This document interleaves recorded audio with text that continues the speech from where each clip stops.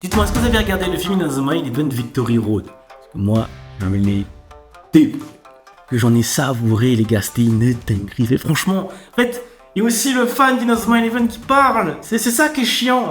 Mais oui, vous êtes obligé de passer par là, oui. Merci cette fois-ci Level 5 de nous fournir un film de cette qualité. Merci à vous aussi, ma Pam, même si des fois il y a un peu de 3D dégueulasse, de nous fournir cette qualité. Bon, bref. Il y aura du spoil, je tiens à vous signaler. Alors si vous n'avez pas regardé, enfin si vous n'avez même pas, si vous connaissez pas Inazuma Eleven, bon, lui, de toute façon, vous allez cliquer. Voilà. Si vous connaissez Inazuma Eleven, bah, vous savez que la première partie du film va faire une rétrospective. La seconde partie sera le premier chapitre de la bêta. La prologue et le premier chapitre de la bêta. Et ceux qui ont fait la bêta, ben ça va. Vous pouvez continuer à regarder, vous allez découvrir des trucs. Et ceux qui ont vu le film, ben les mecs, les chers passionnés, prenez votre plus grand café et c'est parti. Parlons geek.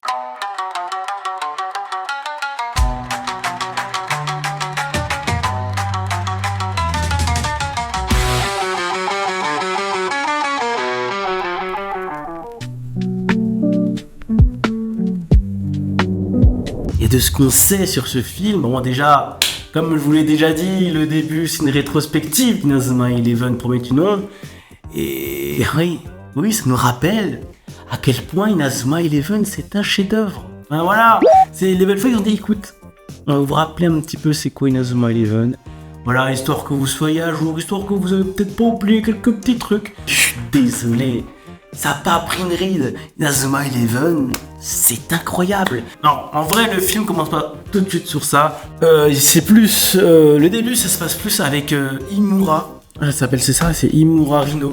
Imura Rino qui est une journaliste. Imura Rino, c'est une journaliste et présente au musée du football. C'est parce que le musée du football, les légendaires équipes Raymond, les 11 d'Inazuma. Voilà, l'introduction commence par les légendaires 11 Inazuma qui ont été entraînés par David Evans, des joueurs qui sont exceptionnellement populaires dans la licence, qui a inspiré Mark Evans, qui a inspiré aussi tous les autres joueurs par la suite. J'ai l'impression que Imura est une grosse fan de l'équipe Raymond en général, des 11 Inazuma, un peu comme nous en fait, c'est un peu une référence à nous en vrai Imura. Et j'ai l'impression qu'on va la suivre quand même soit on va la suivre longtemps dans le scénario, soit elle va peut-être être une nouvelle manageuse qui va arriver avec Destin. Imura, elle a déjà beaucoup conquis avec toutes ces théories, c'était la fille de Ariane Sherwin. Alors les gars, vous êtes parents. Ah oui, quand même, il a pondu jeune, son gosse. Vous êtes bien marrants, les mecs. J'en reparlerai plus tard, mais Inazuma Eleven Go, c'est pas canon. Il n'y a aucunement mention que Go, n'a pas dans le Chronicle Mode, mais on voit que dans le Chronicle Mode, c'est pas vraiment lié à Victory Road, le scénario principal. Les gars, Go, je pense que Ariane Sherwin, tout le bordel qui va avec Victor, Ricardo, bah c'est pas cohérent avec Victory Road. J'ai l'impression que c'est pas la même ligne temporelle, c'est pas pareil. Là où je mettais la théorie avec Imura, c'était peut-être qu'elle va rejoindre l'équipe Nagomura pour être une autre manageuse, ou soit elle va simplement servir à introduire les autres équipes du football frontier. Et ça peut être utile. Parce que je me souviens, dans la bouse qui était à Arès, comment ils ont fait pour introduire les autres équipes. Et c'était vraiment de la merde. Franchement, question introduction de personnages, ils ont foiré leur coup. Et là, ils ont bien réfléchi. Ça se voit en plus que Level 5 voit les critiques, voit vos critiques et ils savent très bien que Inazuma Eleven Ares n'est pas apprécié par de nombreux joueurs, de nombreux fans d'Inazuma Eleven et ont préféré le mettre sous le tapis. Quand il existe, il était là. Non, oublions-le. Oublions-le. Pas besoin de...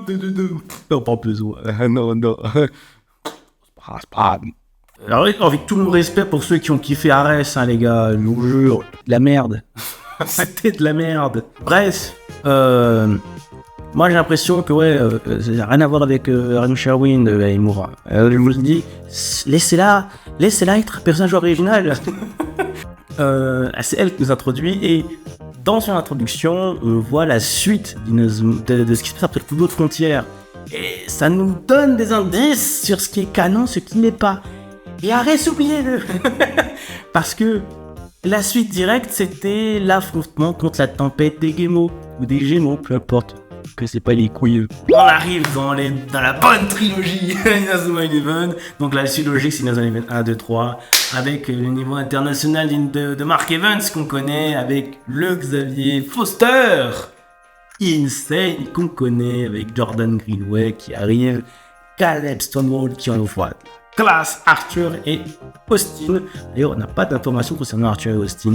Je sais pas si on aura des informations parce que c'est pas l'objectif. Là, on veut vraiment nous développer de nouveaux personnages pour Victory Road. J'aimerais vous faire des trucs procéduralement et j'aimerais commencer par vous parler de Nagamura. Et c'est le chapitre là qui nous intéresse. Déjà, on voit tout le monde. Tous les personnages principaux, ils sont là. Non, enfin, on voit Destin, on voit Cédric aussi. Il est là, Cédric. Et d'ailleurs, dans le jeu, il paraît très pot de colle, Cédric. Et dans le film, ben en fait, ça va mieux. On apprend à l'apprécier ce personnage. Et pour ça, Cédric, je le kiffe en fait. On voit aussi Briard. Ah oui, on le voit Briard, on le voit tout le long. Et c'est aussi une vedette. C'est la vedette de l'équipe d'Nagamura, Briard. On voit aussi des apparitions de Terry. Malheureusement, on voit Terry. Terry, c'est pas le personnage qui m'attire le plus. Franchement, c'est pas le perso où je me dis, ouais, ça va être trop bien. C'est le premier antagoniste du début et on va jouer au football contre lui. J'ai pas bien compris comment ça va se passer le début. Et on voit aussi, là, on sait maintenant distinguer le président et son suppléant. Le gardien de but qui est Alex, on sait que c'est le suppléant de la présidente du club du conseil des élèves qui est Lilac Tosend qui va être ça va être aussi un antagoniste. Là on a tout le monde, il y a tout le monde qui est contre nous. En même temps dans le collège où le football est interdit, nous on veut remettre le football, du coup tout le monde est contre nous. Et Alix est un petit peu dubitatif, du coup je pense que ça va être un traître. Lui il va trahir le conseil, c'est sûr et certain. Lilac elle va en avoir un peu entre la gorge, j'en suis sûr aussi. Il va se mettre tout le monde à dos. Donc on est là, après je me dis que le club de baseball, il faut pas oublier que l'équipe de destin, ça sera un gosse de riche, un pot de colle envahissant stalker et un petit peu malade dans sa tête. Oui, je parle de Freud, pour ceux qui se posent la question. Une meuf qui fait partie du club de danse, un mec qui se fait harceler, le pauvre miskin. J'ai fils de pute. Et voilà. Un traître aussi, Alix. Voilà, le traître de l'académique aussi. Et franchement, équipe de confiance, les mecs. Et ça s'annonce très bien au début. On va aller à fond sur les modes. La prochaine équipe que j'ai envie de parler, c'est Northspring. Le collège Northspring, c'est l'équipe que j'ai envie de vous parler. Et qui est une équipe qu'on les voit et qui se font humilier par l'équipe Raymond. Et c'est pour ça que j'ai envie de parler de eux en deuxième. Parce que la lumière de Northspring, à ce moment-là, c'est Nika. Nika aura tout fait, il aura tout donné, il aura vendu son âme, son sang, sa sueur, on l'a vu, le gars il est en train de pleurer à la fin pour vaincre cette équipe Raymond. Et c'est là où on voit à quel point l'équipe Raymond, c'est des monstres sur le terrain, ils surpassent tout le monde. Parce que tu le vois, Nika il est en mode méga théorie, il pose le ballon sous la tête les gars, il est tranquille, il est en foot de rue, il dit vas-y, je vais les cadrer ces gars. Ils ont tous foncé, ça, et là, passe par-ci, passe par-là. Harper a vu ça, il a fait un petit sourire.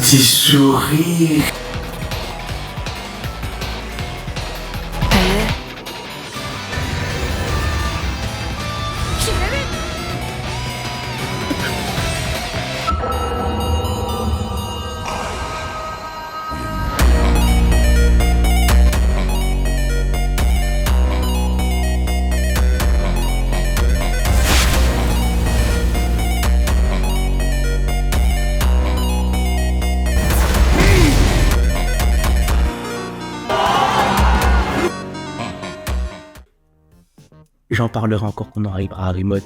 Bref, Nika, il est là. Il est hyper, les mecs, il est là, il est motivé. Fait ce qu'il peut, mais en empathie, à sa place, on serait tous pareils, en mode choqué, on dit putain, merde, on a... Ouais, c'est la faiblesse à l'état pur, et en plus, ils sont même pas drogués. Donc oui, enfin, c'est... Waouh. C'est une folie, et tout est stylé. On voit qu'il y a deux équipes qui sont au prime de leur jeu, qui s'affrontent. Et c'est une folie, c'est l'humiliation, la plus belle des humiliations d'Inazuma Eleven que j'ai vue. Relativement, je voulais faire une petite parenthèse à Northbring avec leur humiliation. Ils se sont tapés 6-0, les mecs, ils n'ont marqué aucun but. Je pense que Zander, au cage de Raymond, il se fait chier pire que Harper. Hein. Il regarde les joueurs en mode... Alors encore une journée, je vais rien faire. Passons maintenant à ce qui est pour moi le plus important, et c'est l'équipe Raymond. L'équipe Raymond de Victory Road. Alors les gars...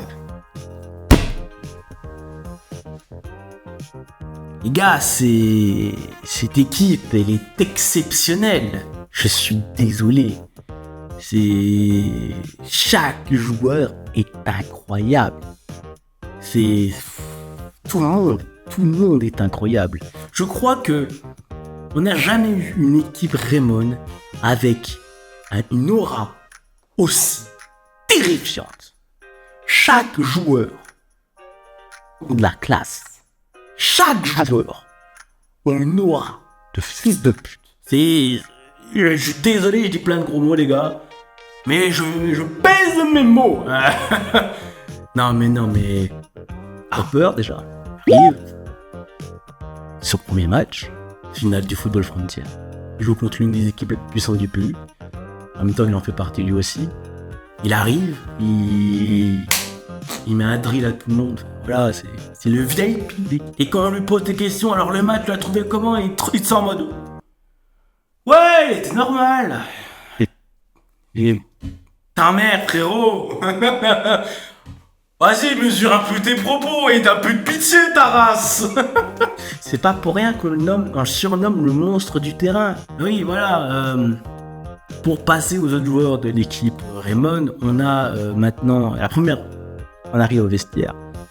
La première personne qu'on voit, c'est Eleanor, aux côtés de Colton Sharp, qui parle du succès de Harper, qui depuis ce premier match est devenu VIP, et Eleanor, première fan du club, de fan club de Harper Evans. Franchement, voilà, elle qui met les hostilités, elle est lumineuse, radiante. Franchement, elle est incroyable. C'est une perle, c'est une pépite. Eleanor, elle est incroyable, les gars. Le début, je l'ai trouvé éclaté, ce personnage. Mais elle est rayonnante, frère. Elle a des étoiles dans les yeux quand elle voit le Harper. Je me dis, mais voilà, elle est trop bien, ce personnage. Et Colton, elle est reposée, un peu le seum, en disant, putain. Non, mais non, attends. Ok, on a vu Eleanor, elle est incroyable. Eleanor, je trouve que c'est une perle, cette fille. Talon Lewis. On en parle. Enfin, le mec. Ah, mais. Les gars, ils ont même pas fait l'effort de dessiner correctement. Mais il a quand même le flow. Il a quand même un flow exceptionnel. Ce gars, il se tourne comme ça, ouais. Ah là. Il a un design de fou furieux. C'est le numéro 11. Après, il est un petit peu dans l'ombre de Harper, c'est ça qui compte. En tant qu'attaquant, quand t'es à côté d'un mec, c'est une vedette, c'est compliqué. Tu vois, par exemple, Kevin Axel, Kevin, c'est lui qui est derrière, tu vois. Il est arrivé après au mondial. Non, voilà. Waouh. J'attends qu'il se met vraiment côte à côte à Harper, qui montre ses preuves. Je veux voir ses premières techniques, je veux voir ses premiers tirs, je veux qu'il démonte des mers, ce mec. Je veux qu'il me prouve ce qu'il a dans le ventre, ce gars. Partie de la meilleure équipe du pays. Faut qu'il nous montre ce qu'il y a dans le ventre. Ah oui, aussi, pour passer un peu vite, le seum de Zander. Lui qui regarde le terrain en mode... Wow. Qui est au fond de sa cage, là, qui se fait chier. Le seum de Zander, quand il voit que Eleanor est en kiff aussi sur Harper. Alors cette fille, je sais pas. Hein. Ça, je pense que cette fille, à la fois dans cette équipe, ça va être... Tout le monde va la kiffer. Tout le monde va la détester. Elle est fan d'une seule personne, c'est Harper. Et je sais pas comment ça va être, mais je sens que c'est... Oh ouais, non mais les gars, c'est des théories de merde, hein, ce que je suis en train de dire, mais... C'est ça qui est fou, ça me fait rêver. Ce film m'a fait rêver, les gars, c'est incroyable. Ça fait longtemps que j'ai pas été aussi en joie près. C'est le fait que je suis un gros fan de Inazuma Eleven. Ça joue beaucoup là-dedans. Mais... Non mais je suis désolé, les mecs, c'est une dinguerie. J'adore cette équipe vraiment, elle est incroyable. Après, on voit aussi les analyses de... Elle s'appelle la Miss, c'est Leina, je crois, comme ça. Le manager s'appelle Leia Caperton. Et on voit que cette fille, ça va être une bonne rivale à destin. Ça se sent direct, ça va être une bonne rivale à destin parce qu'elle analyse les trucs, elle est bref, elle est froide. La meuf, lui, il vaut ça, lui, il vaut ça. Et ça montre un truc aussi que on va beaucoup parler du business du football derrière. Il y aura beaucoup de ce terme du business de football. Ça, on n'est plus dans Inazuma Eleven ou Football Frontier où voilà, des collégiens se tapaient dessus, où on voyait le Kiboku, Otaku, qui transformait le ballon en pastèque. C'est fini ça, maintenant c'est des stats les gars. Et on voit déjà avec des stats. Maintenant c'est les stats, c'est les performances qu'il faut faire les joueurs, les meilleurs des joueurs du pays. On voit que tout est dans le réel, dans le stat. Et c'est bien de nous montrer cela parce que par la suite, après, ou peut-être avant, je crois que c'est juste avant les stats, je sais plus, on montre Harper qui voit l'équipe, qui voit tous les joueurs et tout le bordel avec Darian. Et il nous dit clairement qu'il s'en fout des bons joueurs. Tout ce qui lui intéresse maintenant, c'est il se fait chier quoi. Et au football, il se fait chier. C'est juste avoir un pote quoi. C'est tout, c'est tout. Il cherche un ami. Et là, on se pose la question, est-ce que Darian, c'est normalement c'est le meilleur ami, parce qu'on a vu une illustration qui mettait en évidence Darian et Nathan. Alors moi, je vous le dis, les gars, c'est ma théorie. Je pense que Darian, un connard. Je le dis, je l'ai posé là. Je pense que Darian, c'est juste un connard, c'est tout. Ce mec, il profite des gens. C'est le capitaine de l'équipe Raymond. Lui, il veut des gens dans son équipe, c'est pour qu'ils deviennent les meilleurs. Tous les gens qui sont dans son équipe, c'est des bons. C'est juste pour des stats. Et c'est pour cela que c'est une différence. Harper, il est là parce qu'il est bon, c'est tout. Ils sont super potes parce que c'est le meilleur joueur. Sinon, ils s'en battent les couilles, Darian. Et Darian, il est là que pour le mérite. Et c'est pour cela que Harper le considère même pas comme un pote. Parce que, Darian, il le voit. Et Darian, tout ce qui lui intéresse, c'est les chiffres. C'est être le meilleur, c'est être podium. Mais Darian, en plus, c'est chiant. Parce que lui aussi, il est très bon. C'est ça qui casse les couilles. Et c'est aussi pour cela qu'elle a été nommée capitaine par rapport au coach. Et moi, j'en attends beaucoup sur Darian. Et je pense, les gars, que Darian, c'est un connard. Alors, je le vois venir gros comme une maison. Et franchement, côté marketing, après avoir mis ça, c'est très bien joué de level 5. Et le marketing level 5, on le sait très bien qu'ils sont des merdes. Ça, c'est sûr. Bon, bref, les mecs, c'est ici que se termine cette vidéo. Merci d'avoir suivi jusqu'au bout. On se retrouve la semaine prochaine.